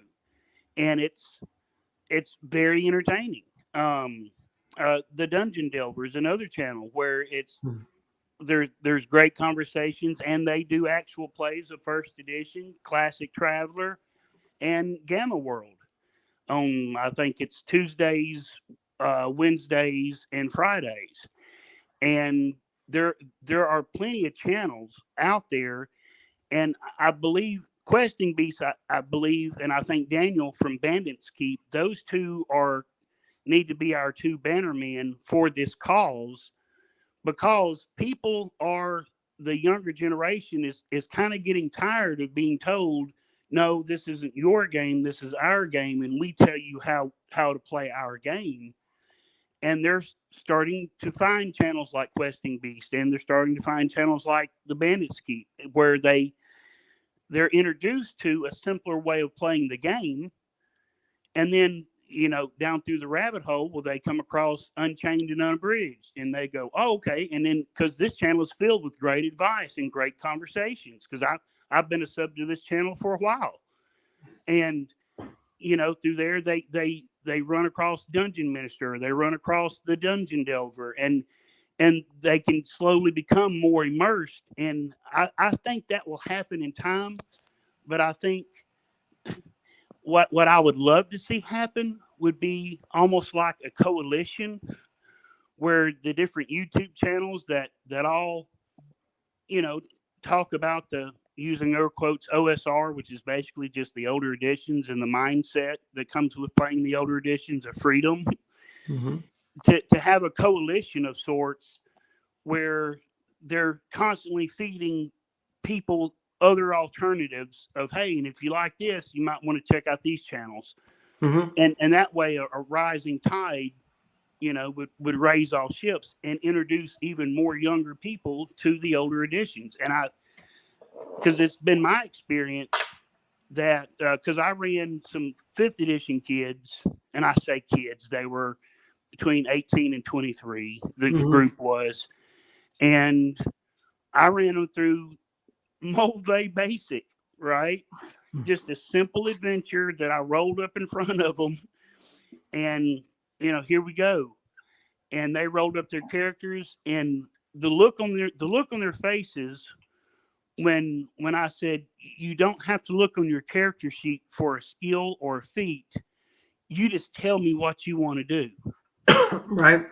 And the look in their eyes of, well, that's new, and they clung to that, and they embraced it, and they ran with it. And there was a lot of laughing, at bad rolls, a lot of cheering and high-fiving over good rolls. Mm-hmm. And a story slowly emerged, and we ran for, I would say, maybe 6 or 7 sessions. And they were they were enamored. And the reason why we only ran for 6 or 7 sessions was because first, this one didn't have time to play anymore because they went and bought the Mulvey PDF and was starting to run a group themselves. Right. And then another one left, and hey, I'm sorry I can't play anymore. I've actually started my own group. Right. And it made me feel a little bit proud, Mm-hmm. that these kids were doing this.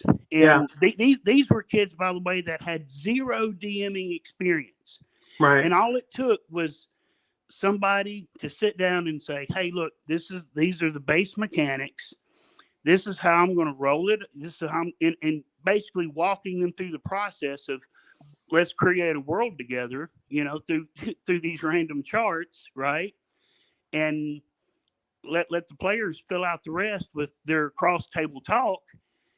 And that just, it blew their minds. And like I said, before too long, there wasn't enough players left to play. And so the rest of them kind of would leave to go join the other 2 tables.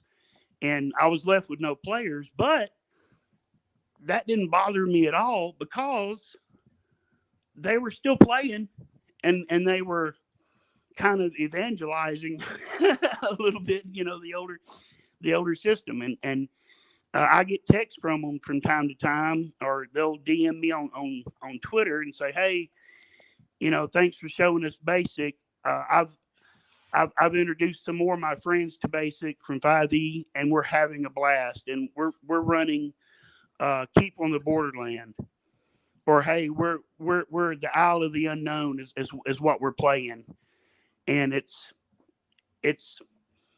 was very fulfilling. It made me feel good. Well, the thing that I notice in both of Blood's solution is, the commonality there is that it either involves not playing 5e or playing a modified version of 5e, which, kind of speaks to the whole issue, whether or not it's a real issue or a perception issue with 5e. Mm-hmm. And I agree with both solutions, honestly. Either introduce, 5e characters to OSR games or modify 5e. And, and the key here, though, is for the players to know that they have options, and the DMs to know that they have options, that 5e, I mean, I hate to, keep banging on it. I mean, maybe it's not as big of a problem because, again, I'm not really familiar with it. But, if 5e is the problem, then you just really need to know that you have options. You can play other versions of the game, and you might like it, and you might like it better.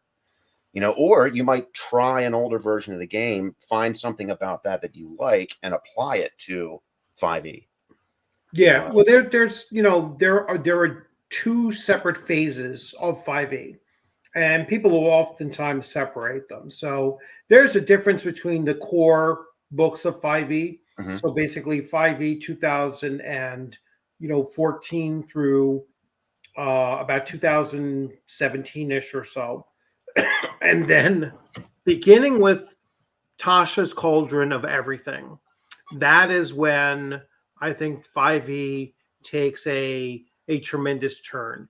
And I know there was a comment very much earlier on. I put it up there, but I didn't highlight it.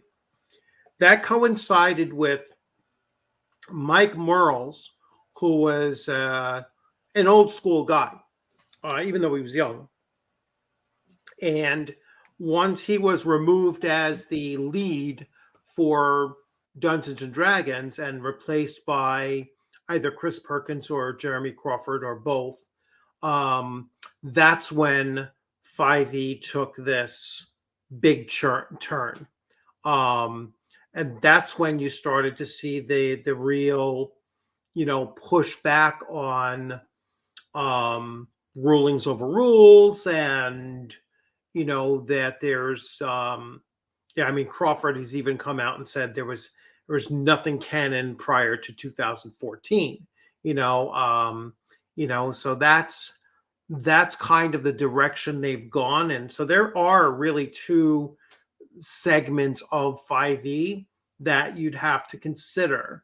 There's less to be modified with earlier 5e. other than the fact that, like, if I were to run 5e, this is what I would do. I would put it in a world setting where you eliminate um, probably even all of the subclasses and, 2/3 of the number of races. I would just go with the core races and eliminate all of the subclasses, and just let the players deal with that, and get one of them used to seeing a DMing style, and then let them take over from there, and then they can move forward. So kind of, giving them on the job training as DMs, but again, playing a very modified version of 5e that, that they might not be aware that they can create themselves, and go with it. I mean, there's so much third-party stuff out there for 5e, which again is an indicator, like you're saying. There wouldn't be that much 5e third-party stuff talking about changing rules. Like there's 5e hardcore.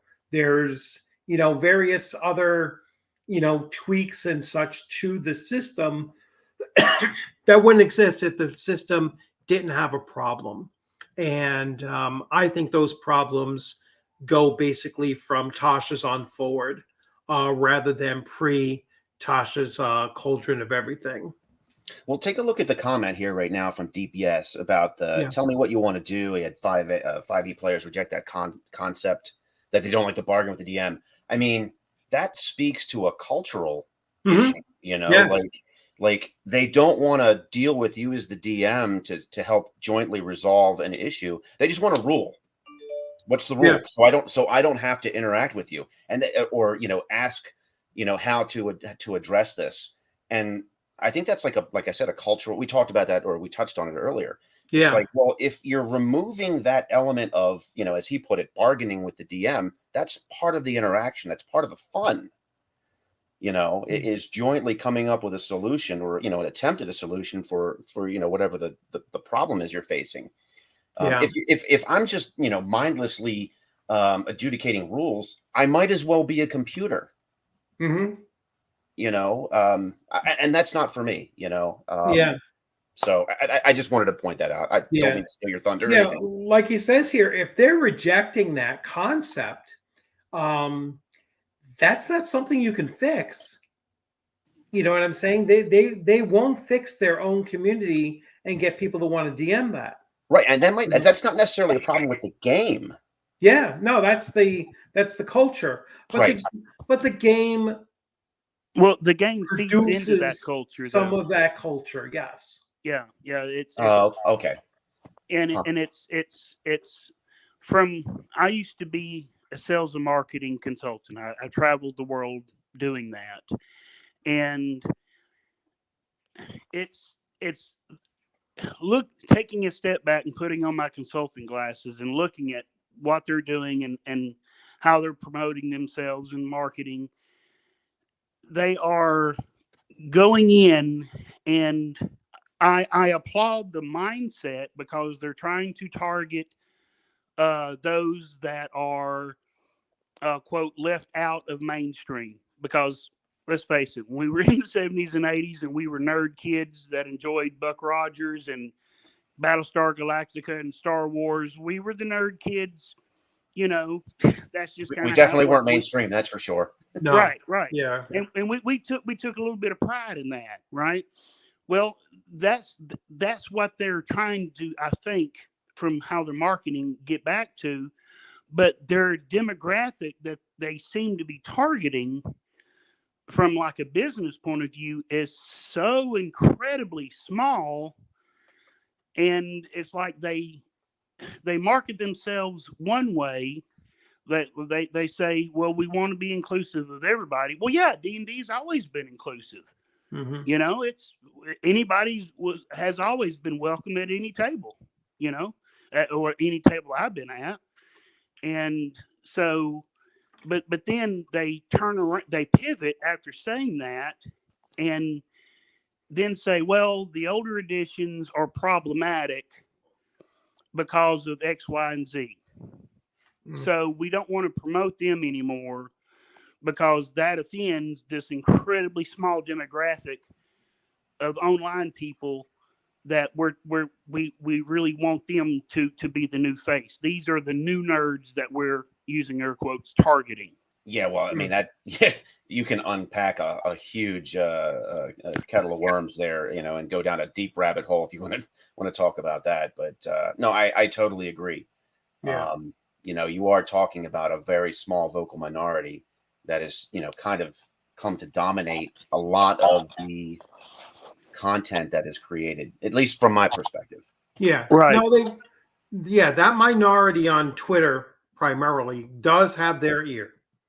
All right. Has at least the creative side of the ear. I don't think they have any real pull with the marketing or the the business side, the Hasbro side. They have no sway over Hasbro. You probably also noticed that Hasbro is making all of these projections and everything. They are speaking for Wizards of the Coast about all business dealings. So Right. Well, Wizards, just the Dungeons and Dragons brand alone, lost $26 million last year. They lost $26 million. yeah. Wow, So that's nothing to sneeze at. What do you attribute that to? Actually, once again, putting on the marketing glasses, if I was a consultant for WotC or for Hasbro in that situation, I would tell them your demographic focus is entirely too narrow. Your focus isn't matching your message, right? And so you're turning off hundreds of thousands, if not millions, of potential consumers of your product by doing that. yeah. So let's widen the focus back out, right? Yeah. And let's go ahead and promote the older editions, because that and when you promote them as, hey, this can introduce you to the hobby, and then let the players kind of go through the editions like we did growing up, so they find the edition that hits that specific itch. I've got friends that are diehard 3E fans because they love the crunch. And to them, I say, hey, awesome, embrace it. I've got friends that love 5E, and I'm like, hey, cool, embrace it. We don't have time to point fingers and have edition wars, because it's all one hobby, right? And it's just different genres, basically. 5E is like I said earlier, that's Lord of the Rings on steroids, which is cool. I mean, we've all had our power gaming background at some point, right? That's something all players go through. And if that's your itch, man, and 5E scratches it, awesome. Do it. Enjoy the hobby. And it's just the people at WotC that are being the faces of the message of WotC aren't doing a very good job of marrying their words to their actions. Right. And from a business point of view, consumers aren't idiots, right? And it doesn't take long for a consumer to say, well, you're saying this, but you're doing this. You're saying buy two, get one free, but you're really charging me $10 for the third one. You put that way more tactfully than I think I ever would have. that drives consumers away from your product, right? When you do things like that. So yeah, I would tell them just expand the scope of the demographics you're going for. Yes, really kind of pump up the fact that this can be played online. Let's pump up the fact that there are actual plays, and the argument that I make for promoting actual plays on different platforms. Actual plays is televised old school radio dramas. That's really what they are. That's why Critical Role has been such a success, because I really enjoy Critical Role's first season. I really enjoy that. And I know a lot of my friends make fun of me and go, "Oh, how can you like that?" Well, because it's old school, radio drama. And you hit play on the phone, you set the phone up in the window, you go about doing your chores in the house, and you're listening, basically to a radio at that point. And that's another aspect of the game. And instead of making that the main focus, that's just one of the many facets. I mean, you don't sell a diamond by saying, "Look through this one facet of the diamond." No, Right. that's not how you sell a diamond. You say, "Look at the multiple facets of the diamond. Look at the clarity. Look, and they really need to kind of regroup and get their marketing team together, because they don't have really a bad product. I just think they started out with a great base model and then got carried away with the aftermarket Yep. editions. And Yep. and that can cost them. And this is not the first time that Dungeons and Dragons has kind of lost their way by doing that. Second edition splat book, Yep. because I mean, think about how many people got mad at the DM. He won't allow the complete book of dwarves at his table. I don't want to play anymore. I mean, we've all heard something akin to that, right? Well, Yeah. Yeah. that hurts Yeah. the hobby. Now, granted, yeah, you want to be able to have options and stuff, but putting on my old school cap, that's what Dungeon Magazine was for. That's what Dragon Magazine was for. Was so people could share their ideas, their ideas for classes. Hey, this is what I did. I mean, the Druid class came from Dragon. Anti-Paladin came from Dragon. Yeah. Great Adventures came from Dungeon. Mhm.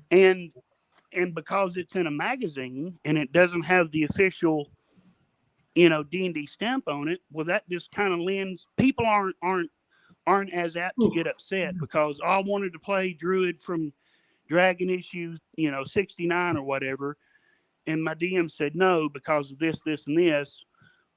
They're less likely to get mad rather than, well, Watsy published this, so you should allow it. Well, no, it's my table.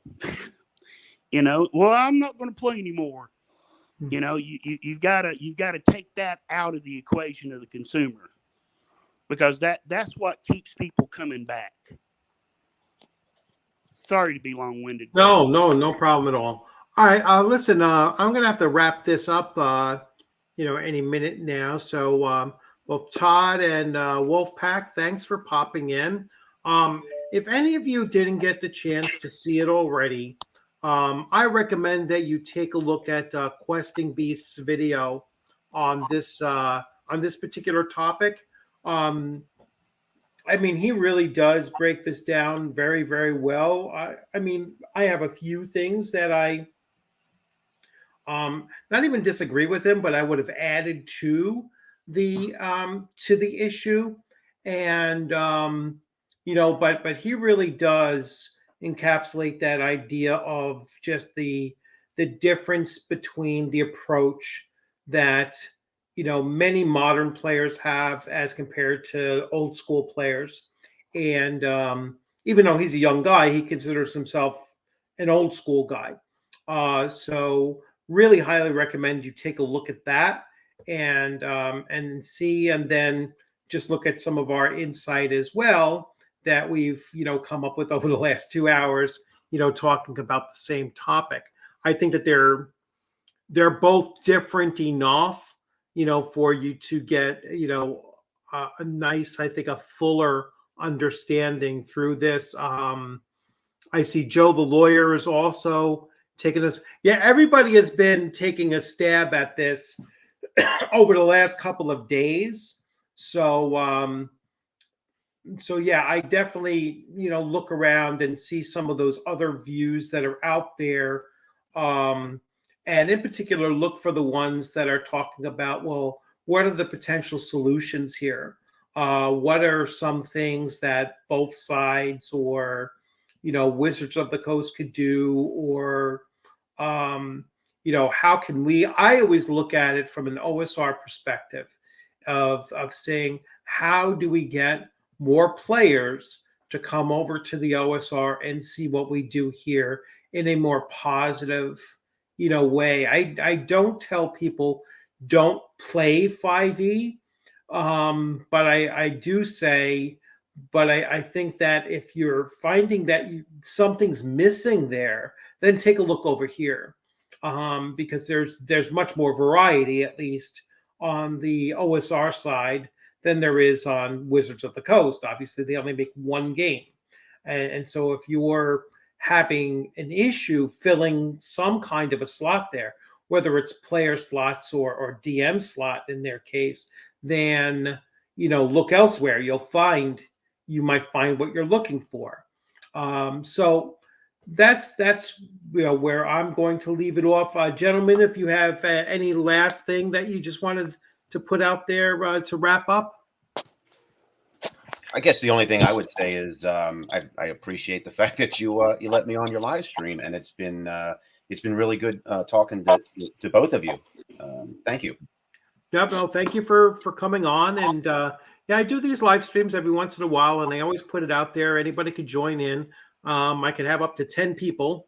So that's the cap on it. Technologically, that's the cap on it. And Todd, it was great meeting you. I know you haven't been on my live streams before, but great having you here. And as always, you're welcome to pop in the next time I come up with a topic to focus on. And yeah, it was a great discussion. I really enjoyed hearing what both of you had to say about it.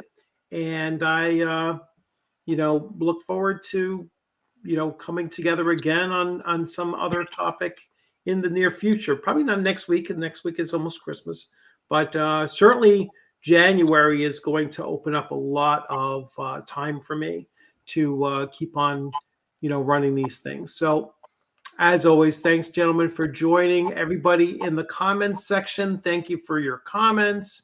And this, I think, is already starting to stream live on Twitter, and on YouTube, it should take a couple of hours before it's fully viewable on YouTube once it finishes uploading.